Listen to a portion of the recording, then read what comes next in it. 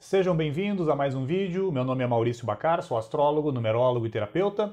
Vamos falar hoje aqui então sobre um mito que muitas vezes parece ser um mito muito superficial, muito raso, muito simples, mas que por experiência a gente pode fazer uma leitura muito profunda desse mito, fazendo duas chaves de interpretação. Uma delas é pegando esse mito e trazendo para dentro, entendendo que essa história que precisa ser entendida de forma intuitiva e que precisa ser imaginada, mas obviamente precisa ser interpretada, esse mito, que é simbólico, acontece dentro de nós. E esse mito também, de uma certa forma, aconteceu no passado e continua acontecendo nos dias de hoje. Mudaram os personagens, mas a caverna de Platão, o mito da caverna de Platão, ele continua aí acontecendo. Então, o que o mito da caverna tem a ver com astrologia? Bom, a própria astrologia é baseada em mitologia, mitologia que vai falar lá dos personagens, de Marte, de Vênus, de Júpiter, e que vai ter toda uma relação simbólica e interpretativa justamente conectada com realidades psicológicas do ser humano. A mesma coisa, o mito da caverna. Então vamos lá, eu vou tentar aqui, de uma maneira muito sintética, como sempre busco nos meus vídeos, apresentar o mito, brevemente o que significa o mito também, tanto do ponto de vista interno quanto externo. Então, para vocês que não conhecem o mito, basicamente, eu não vou aqui ficar em detalhes e me estendendo muito no mito, mas o mito, basicamente, ele está num livro chamado A República de Platão, e ali no capítulo 7, no livro 7, basicamente ele relata o seguinte: existe uma caverna, onde no fundo dessa caverna existe uma projeção de imagens formadas pelos amos da caverna. E esses amos da caverna estão ali, de uma certa forma, enganando, interpretando um papel para que os prisioneiros que estão presos justamente no fundo da caverna possam ver aquela tela formada por sombras. Então nós temos as sombras, os prisioneiros amarrados pelos braços, pelas pernas, pelo pescoço, e eles não conseguem enxergar nada além do fundo da caverna onde estão projetadas as sombras. E os amos da caverna, então, são esses que se aproveitam dessa situação e ficam ali enganando, digamos assim, os prisioneiros. Mas, de uma certa forma, tem alguns que conseguem escapar, os prisioneiros conseguem escapar e começam a ver a realidade da caverna, entendem que a caverna não é a realidade. A realidade é aquilo que está para fora da caverna, ou seja, a luz que está fora da caverna, a luz do sol. E alguns que saem da caverna, que conseguem essa saída, voltam para ajudar aqueles prisioneiros que ficaram lá no fundo da caverna. Porém, a grande maioria desses prisioneiros não aceita ser ajudada, porque está tão enganada e acha que a realidade são aquelas sombras. Então, basicamente, isso é o mito da caverna. Vamos então agora tentar interpretar isso de um ponto de vista de autoconhecimento, de espiritualidade, de despertar interior, que justamente é o intuito também da astrologia, é o intuito da numerologia, e depois fazer uma leitura talvez um pouco polêmica, que é uma leitura coletiva, uma leitura social, uma leitura política. Vamos fazer também essa leitura aqui. Então vamos lá. Basicamente, então, o que são as sombras geradas pelos amos da caverna? Os amos da caverna, nessa história, são aqueles que enganam. Então, dentro de nós temos muitas sombras que nos enganam. São os nossos defeitos, os nossos vazios de consciência, as nossas opiniões, os nossos sentidos, ou seja, aquilo que nos engana. E a gente sabe, muita coisa está no nosso ambiente psicológico, então as sombras geradas pelos amos da caverna e os amos da caverna em si, que são aqueles que projetam essas sombras, dentro de nós então são todos esses elementos que limitam o nosso despertar, limitam o nosso acesso à verdade. E os acorrentados no fundo da caverna, de uma certa forma, representam a consciência humana presa a esses elementos. Quais são esses elementos? O medo, o egoísmo, a vaidade, a crítica, a autocrítica, a culpa, a vitimização, enfim, são tantos elementos que limitam o nosso despertar e limitam a nossa real identidade e limitam o acesso à nossa verdade interior. E basicamente, então, a caverna onde acontece essa história, basicamente é o mundo psicológico. É claro que se a gente for levar para o mundo oriental, o mundo de Maia é tanto o mundo físico quanto o psicológico. É um mundo material. É onde nós estamos aqui vivendo como uma experiência humana e onde nós temos as nossas experiências de fato. Porém, a principal caverna é justamente isso, é o nosso mundo psicológico. É a mente que mente o tempo todo, como já falei várias vezes aqui no meu canal. São os nossos processos emocionais que têm uma natural instabilidade e que não deixam a nossa consciência olhar as coisas como são. E basicamente esse sol, essa luz verdadeira que está fora da caverna, e não aquela chama, uma chama pequena que está dentro ali da caverna, mas a real luz, a luz que está para fora da caverna. Essa luz que está para além do mundo psicológico, que é a caverna humana, basicamente é a ideia da verdade, é a ideia do bem, é a ideia da sabedoria, é a ideia da iluminação. Esse sol, então, que no fundo, a sair da caverna em termos individuais não é sair para fora. A saída da caverna é para dentro. Só que nessa saída da caverna, que é para dentro, nós vamos ter que enfrentar muitos elementos. Nós vamos ter que superar muitos elementos. E como falei antes brevemente no mito, tem alguns personagens que saem da caverna e voltam para ajudar os seus semelhantes. Basicamente, esses são os grandes homens e mulheres da história. São homens e mulheres que despertaram e que aí buscaram fazer também esse processo de formação, de educação e de despertar dos demais seres humanos. Temos vários aí ao longo da história, Jesus, Buda, Krishna, Lao Tse e por aí vai. Existem vários homens e mulheres na história que de fato despertaram, se iluminaram, acessaram o sol interior e buscaram também despertar os demais.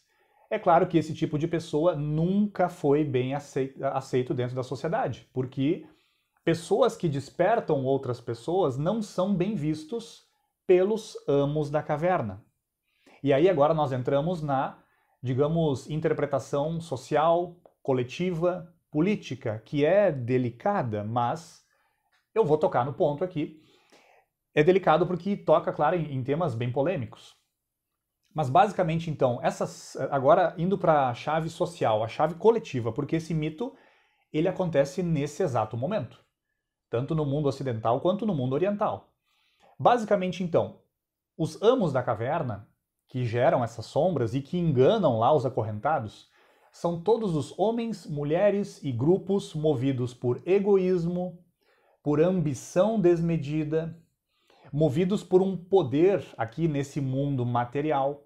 E claro, são todos os homens, mulheres e grupos que buscam manipular a mente das pessoas, que buscam manipular a consciência das pessoas e que buscam despertar nas pessoas aquilo que divide elas. A crítica, o ódio, o medo, esses são os amos da caverna. Se vocês observarem isso na sociedade atual, vocês vão ver isso nitidamente. Mas caso vocês queiram, fazer uma listinha muito breve de quem são os amos da caverna hoje, como eu falei, homens e mulheres e grupos que promovem isso, manipulação, divisão, promovem o egoísmo, a manipulação, a ambição desmedida por poder dentro dessa caverna. Então, basicamente, aqui, tocando no ponto polêmico, claro, a gente percebe que é boa parte da mídia nacional, internacional, partidos políticos, porque o partido já deixa bem claro o termo partido. Não é um grupo que promove o bem comum, está partido. Também aqueles que produzem armamentos, porque quanto mais conflitos a humanidade vivenciar, mais esses grupos, obviamente, vão ser beneficiados por isso. Fiquem atentos às notícias. Qualquer instituição, inclusive instituições religiosas, que promovem, ao invés de promover o bem nas pessoas, o amor, a fraternidade, a união, promovem o contrário, promovem a culpa, promovem o medo, promovem a divisão. Também são amos da caverna. Grandes empresas que se beneficiam também com a fragilidade das pessoas, que se beneficiam com o medo das pessoas, que se beneficiam pela ignorância da humanidade como um todo. Porque no fundo, todos nós somos esses acorrentados dentro desse sistema. Não há como fugir disso, nós estamos inseridos nesse sistema. Algumas instituições também financeiras que não são movidas pelo bem comum, obviamente. Todos os grupos que estão ligados também às drogas, narcotraficantes, enfim. Então a gente percebe que são vários elementos que estão aí conectados com essa ideia dos amos da caverna. Então quem são os acorrentados nessa história? Todos nós, querendo ou não. Porque vocês já devem ter percebido, o que vocês falam ou procuram no celular de vocês, vocês rapidamente vão receber ali uma propaganda, ou seja, nós estamos sendo bombardeados com coisas que tentam nos convencer o que nós temos que pensar, o que nós temos que comer, o que nós temos que usar.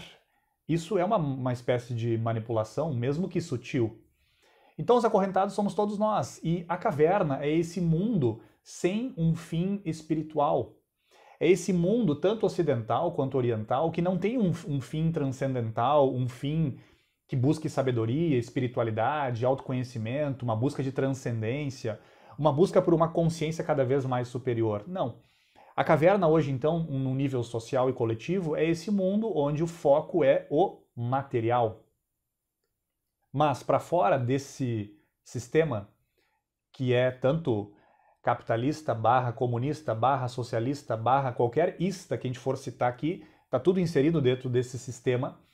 Para além disso, existiria um ideal, que é um ideal onde as pessoas buscariam o senso de fraternidade.